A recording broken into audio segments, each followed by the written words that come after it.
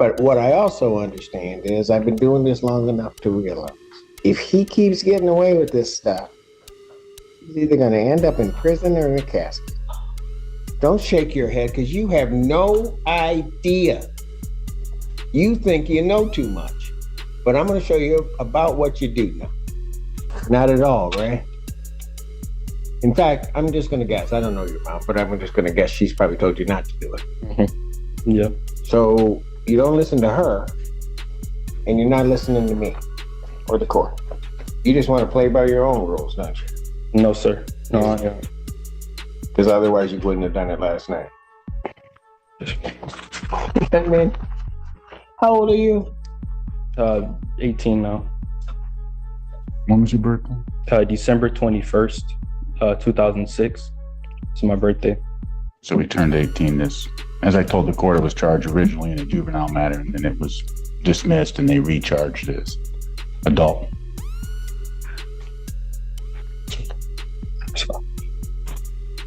You understand, young man, that you are facing a life offense. Yes, sir. Yes, Your Honor. You understand that? Yes, Your Honor. And it's taken a lot for me to realize what position I am in, and I don't think you get it.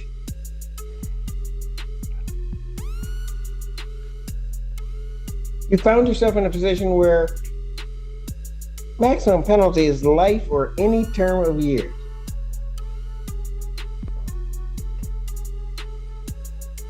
Have you graduated high school? No, sir. No, you haven't even graduated high school and you're facing a life offense, and then somebody just gives you some simple rules to follow, some simple things not to do, and you can't do that. You can't follow your mother's rules, you can't follow the court's rules, you can't follow any rule. So you tell me why, if you're just gonna throw away your life, why I shouldn't just lock you up right now? No. You tell me why. Improving, sir. And improving how? You're smoking last night. Tell me how that's an improvement. I do it. I'm gonna tell you why. I usually need to study or focus study, and it helps me focus while studying. I listen to music, and I honestly no harm for it. And you will never do it again. I would never do it again. I can do it whenever I'm not addicted to it or anything. I just like it because it helped me study. Great. I got good. My grades are improved now. Back since I've been out, I've been having. Did you tell your mother you needed something to help you study? I said I prefer. I actually. Did you tell your mother that? No. No, sir. Because you're just so grown, you took it on your own. Sorry. I was trying to do things on my own, and clearly I fucked up, and this just shows that I need my mother to supervise me and to. You're not listening to her. I don't, and I'll be honest with you, I went through the bond form, Mr. McGoes. I don't understand how he has a PR bond. I don't. So the family would not be able to make a high cash bond or a significant money bond. He came to the court with no prior history of any misconduct. He is high school senior, on track to graduate. I explained to the magistrate how the family has all come together to take care of this, help assist this young man through this time. He's on a tether, on house arrest. All he is able to do is go to school and church. And I believe those are the two places that he's gone to. Yeah, those are two places that I've only been. He is not a risk of committing any offenses. He's not a risk of... Yes, he is. Any... Because he did it already. It's possible, and not to excuse anything here, Judge, but it's possible that I didn't explain the conditions sufficiently to this young man. How's that feel with your sword in your chest? I don't think I understand the court. I don't mind attorneys falling on the sword for their client, Thank but you. this young man is not listening. He is not. He is just going to decide to do things his way. And I think his problem is he's running to the wrong judge to try to do stuff his own way. Understood, Judge. I would suggest that perhaps if he were to test regularly and prove to Your Honor that he does respect the court, does understand what he needs to do. You know, Mr. Margolis, I don't mean to interrupt you. No worries. It's almost not so much about respecting the court, although I do require that. But you know, I'm sitting up there watching on the Zoom screen and I see his mom just standing beside her child. And it's the fact that you don't respect her that is really irritating me. And because of that, you're not even doing the things to respect yourself. You're an 18-year-old kid up here facing life for what? And again, I don't know your mom, but you got these charges come up, you got your mom scared to death. If Your Honor would like to speak with her, she'd be more than happy to talk to the court. Right?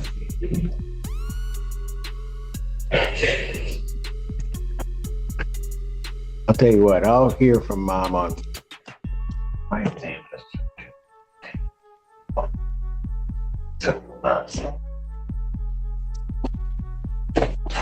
Your Honor, and I probably mentioned this already, but he's in his last semester. My concern is that if he's detained for long Oh, period, I know. Yeah, I know Your Honor knows. I know. I just wanted to put that out there.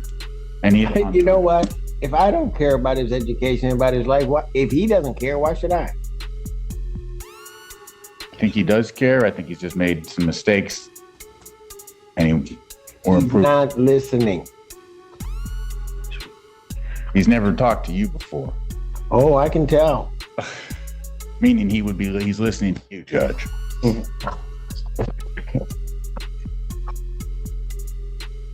Mom, is there anything you want to say? I know this is not. Excuse me one moment. Please. Let me see where he wants her to speak. Step back there, please. Put him over there with you, Alan, and then mom can come up so I can hear her. Right here, man. Mom, you can come on out. State your name. Nicole Barrow. All right. What do you want? What do you want to tell me? I know most moms will say that they have like a good kid and they give you this long spiel and then they do something bad and they're like, oh no, you should believe it. But when I tell you, like, I'm in shock, utter shock. He was really a good kid and still is. I did not know. I knew he had a vape, but it wasn't marijuana. And I did tell him it was bad for his lungs. Prior to that, he was my only child that I knew for sure was going somewhere. He's never smoked, never been in any trouble. Him and his brother had started a business where they were selling hoodies in school. He would even be the one, helping me around the house. He's got a brother 16 months apart from him. I moved up to Ann Arbor 8 years ago so that he could go to a baccalaureate school because my two oldest children went to Cass Tech. His older brother went to Eastern and somebody laced his weed and sent him on a trip. By the grace of God, he came back. He's got a degree now. He's going to U of M this fall for software engineering. He even got a STEM scholarship. So that was the example that I was showing my younger children. Don't smoke weed. Don't hang out with these kids. Started hanging with some new kids that were older than him in college. And then I think turning 18, he thought he could, Just thought he was rebellious and grown. Yeah, and not knowing. I just ask that the court show mercy, and I know this isn't something light or to be taken lightly. The charges that he's facing, we don't consider it lightly. We come from a good background. Our family civil rights activist. I don't know if you ever heard of Willie Barrow. Okay. My aunt. Yes. Joe Lewis, my great uncle. I'm doing well at Blue Cross. I'm making a name for myself with the CEO. I'm back in school. Ma'am, So he comes from a good stop family. there. I'm sorry. I do not doubt that at all. Yeah. So this is hard. I do not doubt that you as a mom have tried to do everything within your power to give him the tools and everything else so he could succeed. I that is not a doubt. Like I said, I don't know you, but when I saw you on the screen, it wouldn't be easy for you, but if you just walked away from your kid that might have done wrong, I don't know that anybody would blame you necessarily. You didn't do that. You were standing cheek to cheek with him. Yeah. So understand any decision that I make, it's no reflection on you. Sure. I understand. But what I also understand is I've been doing this long enough to realize if he keeps getting away with this stuff, he's either going to end up in prison or in a casket.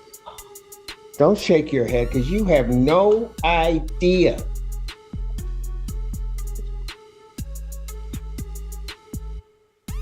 You think you know too much, but I'm going to show you about what you do know.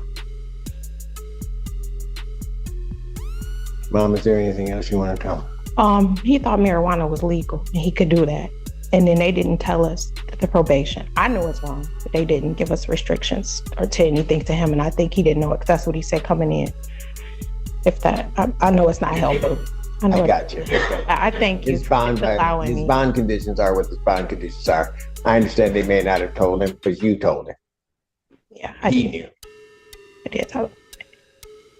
And I just asked if you do makeup on, can you make it affordable for me? It's just me. And then I've been missing work already. I've missed almost a month that they're on me. I got to go meet with my HR on Monday about my job. It's just so hard. And I told him I was only messing up at work because of this. I think I handle it. Okay.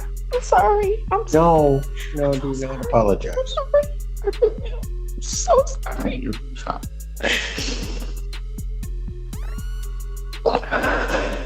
What time's your appointment on Monday? In the morning when I go to work at 8 a.m. I work in Medicare Advantage. I work at Blue Cross. It'll be 2 years in May. What time do you get out of work? 4:30. You're right. All right. Okay. And you work, how far is it from your work to here? It takes me about 45 minutes. To get here? Yeah. All right. Okay. Thank you. Thank you.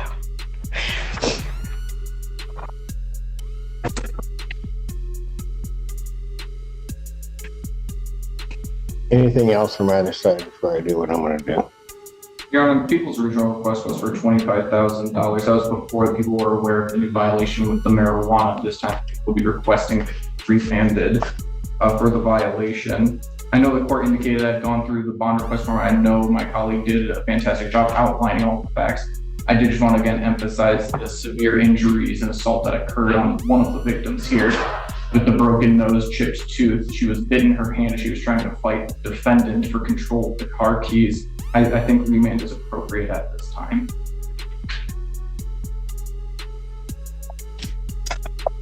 Margot. I have nothing additional to add, Judge. This isn't the time to talk about the facts. We do have compelling defense to this case, but I'm not going to get into them now. This is the first offense, first charge of the lifetime for this young man. The family does not have money to pay a high bond. I would, if Your Honor was going to change the bond, I would suggest something in the range of $10,000 to $25,000, 10% if possible.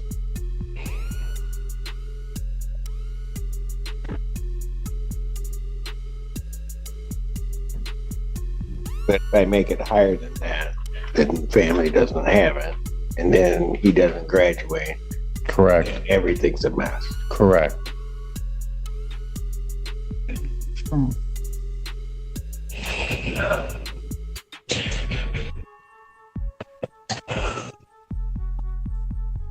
Hey, man, anything you want to say? Hold on. Me. I just want to say that I do learn from my mistakes. I'm getting closer to God. I know I do look at my mistakes, and I know it impacts my family, and I know it impacts my mother, and it really breaks my heart. I've been improving. I've been improving in school, my business. I'm helping opening up a business today, actually, for pregnant women, for a pregnancy pillow. Like I'm trying to like do the right thing, and I won't smoke again.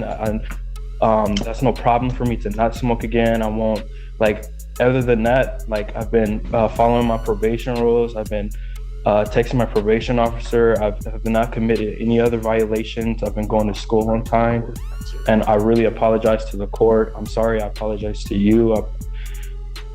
And that's it.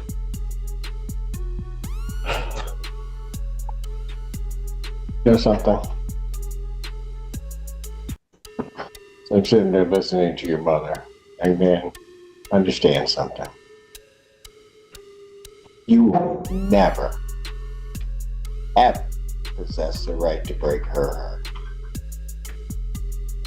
You just don't have that right.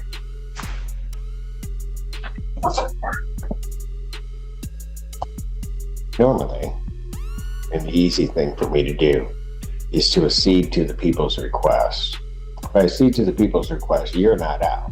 You don't graduate. Everything becomes a whole mess. But it also seems that if I let you out, you can't seem to follow the rules or do anything. So what I'm going to do is I'm going to think about it. And I'm going to decide what I want to do. But you're not leaving here today, Mr. Allen. What I'm going to do is I'm going to revoke your bond. You sit there and you think about it. I'm going to set a bond hearing 4 o'clock on Monday, 4 p.m.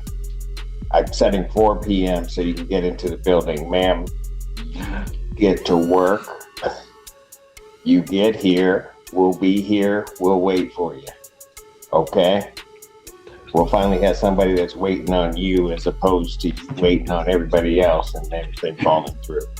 But what you're going to do, young man, since you can't seem to understand what kind of life you're kind of headed to, you ever been in jail? Yeah. For how long? They put me in here for 4 days. On this case, Judge. Well, you're going to be back in. And then when come Monday, you might just stay in. You have nobody to blame for this but you. So at this time, defendant is remanded.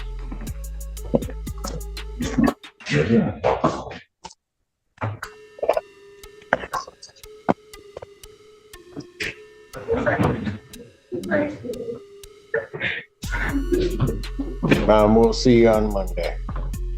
If this courtroom story taught us anything, it's that second chances only matter when someone is willing to change.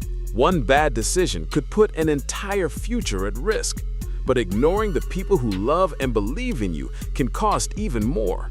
The judge's message wasn't just about enforcing the law, it was about preventing another young life from being lost to reckless choices before it was too late. What do you think? Did the judge make the right decision by revoking the bond, or should he have shown more leniency? Share your thoughts in the comments below.